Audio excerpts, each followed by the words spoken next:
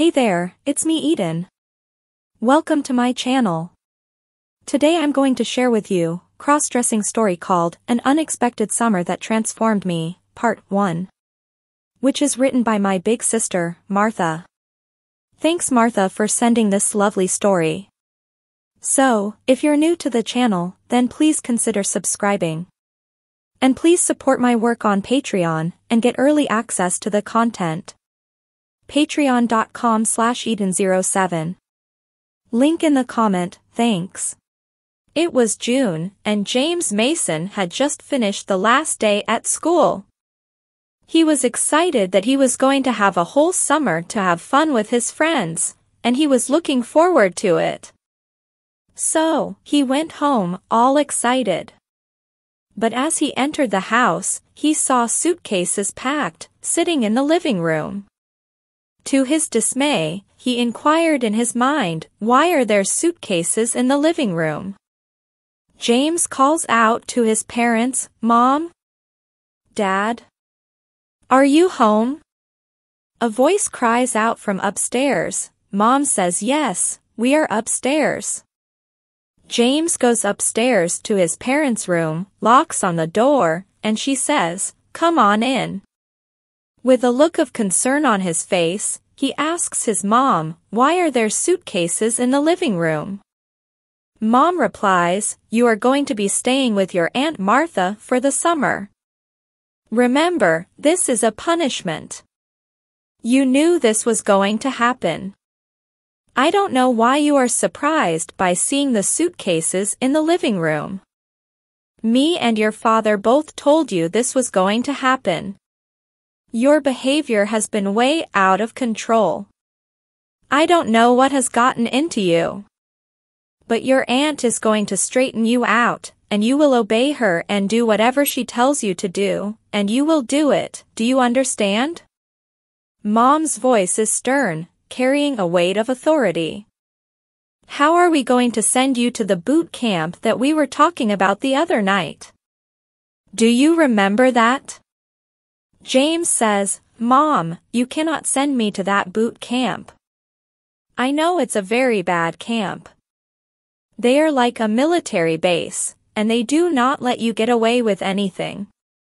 You can't do anything without permission, and it's a go on these 5-mile hikes and other things that they require from you, and you do them, you don't have an option.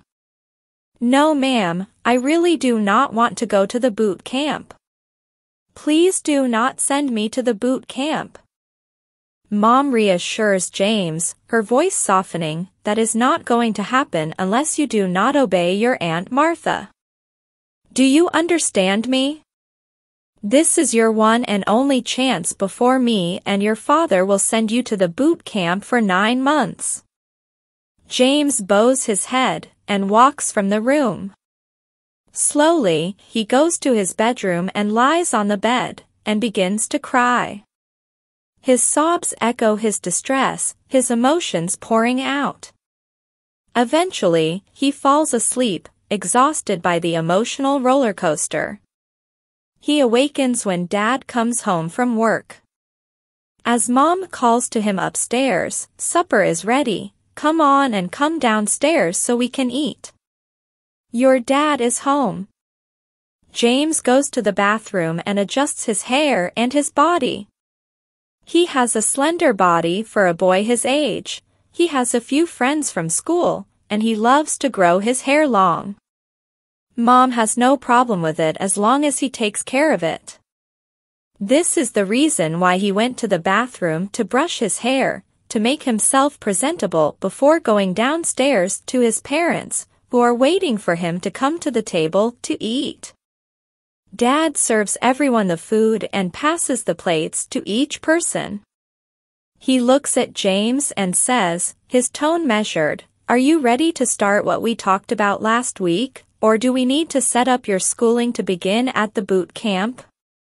James looks at the floor, his heart pounding, and says softly, Please, do not make me go to that boot camp. His voice quivers with fear and desperation, as he pleads to avoid the dreaded fate he envisions. It's not a very good place for me or anybody else that goes there, James speaks with a hint of desperation in his voice. Please let me go to Aunt Martha's instead, and I promise I will behave like Mom has said I need to do.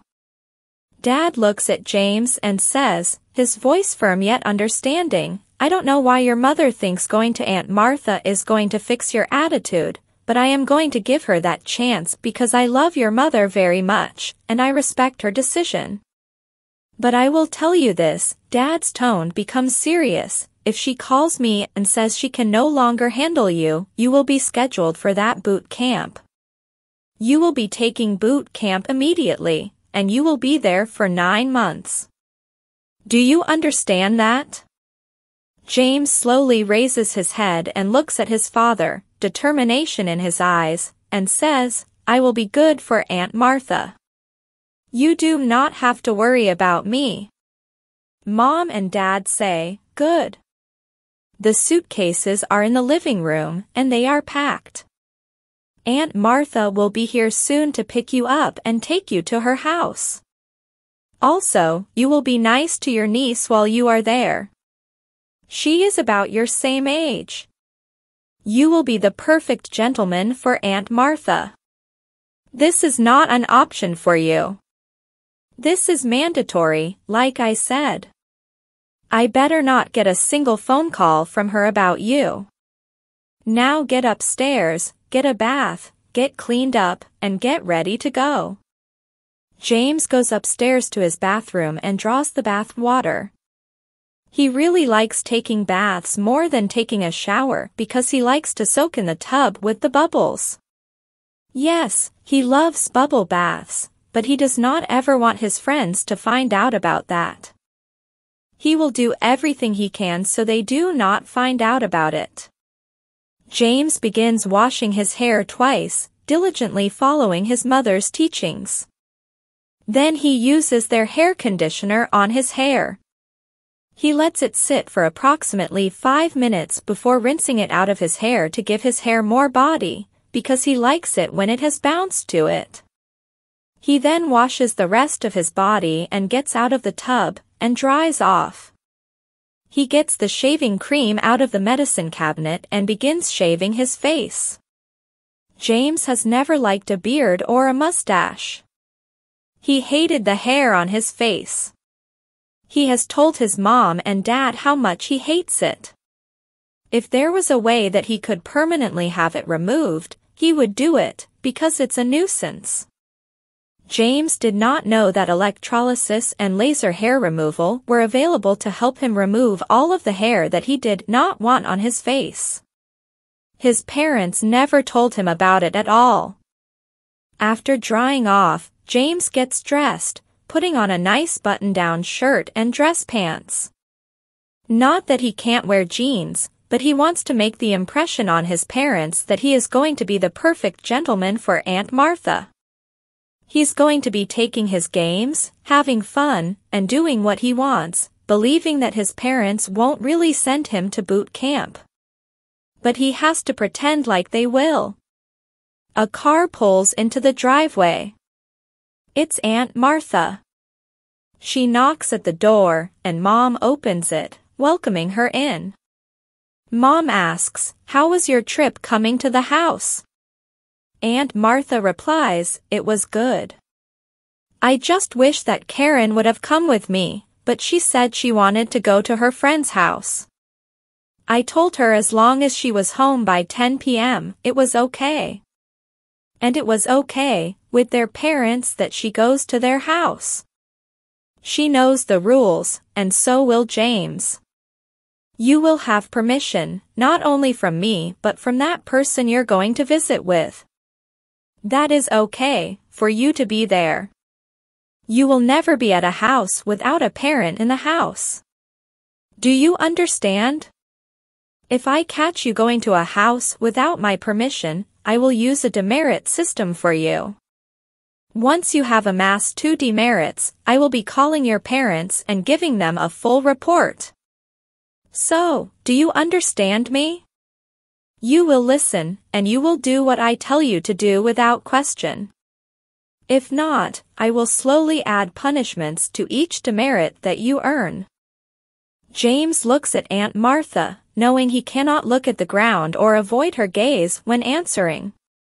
Mom made this quite clear last week. You will have manners for her, and you will obey and respect her. Do you understand? You will look her in the face when you are talking to her. You will not look at the floor or look away at something else. Do you understand? Mom said this last week. James remembers that Mom mentioned this last week, though at the time, he didn't take it to heart very much. He was determined to do whatever he wanted and hoped Mom and Dad would forget about it, letting him spend the whole summer with his friends who lived nearby. Little did James know that Aunt Martha really was coming, so he was surprised when she did show up. Mom invites Aunt Martha into the kitchen for some tea and a light snack before she heads back to her house. Martha follows her into the kitchen and sits at the table with Mom and Dad. James sits on the couch, turning on the television, trying not to hear the conversation in the kitchen. He cranks up the volume, annoying his dad, who yells, "James, turn the TV down." James takes the remote and lowers the volume on the TV, but now he can hear the conversation Mom, Dad, and Aunt Martha are having. They are going over everything about James' visit with Aunt Martha for the summer. Martha tells them not to worry. I have all the rules at my house already written down, and I brought them with me. James will read them over, sign them, and you will witness his signature. It won't list the punishments he'll get, but I guarantee he'll get them. He'll do them whether he wants to or not. Or it will be another demerit every time he refuses to do something. James cringes, not knowing how many demerits he's allowed before she calls his parents. Mom calls out to James and says, "You need to come to the kitchen now." Her voice carries a mix of concern and authority. James knows that he does not have any choice about going to the kitchen because he knows if he does not pretend to do what he needs to do until he gets to his aunt's house, he will be going to boot camp, or so he believes. James gets up from the couch and slowly walks into the kitchen. Mom tells him to sit down beside Aunt Martha. James sits down with frustration, and Aunt Martha recognizes it immediately. "No, no, no," she says, "stand back up. You will not sit like that when you sit in a chair, do you understand? You will not just plop your butt into a chair. You will gradually sit." James gets back up from his chair and sits back down slower this time, as Martha instructed. She continues, "I have rules that you will obey, or there will be punishments, I promise you that.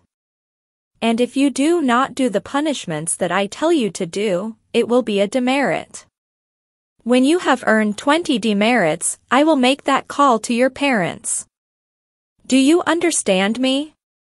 Aunt Martha's voice is firm, her words leaving no room for misunderstanding. She goes on, "You probably think that you are going to do whatever you want to do when you get to my house. I got news for you, that is not gonna happen. Even though your niece is only 1 year older than you, she will also be in control of you.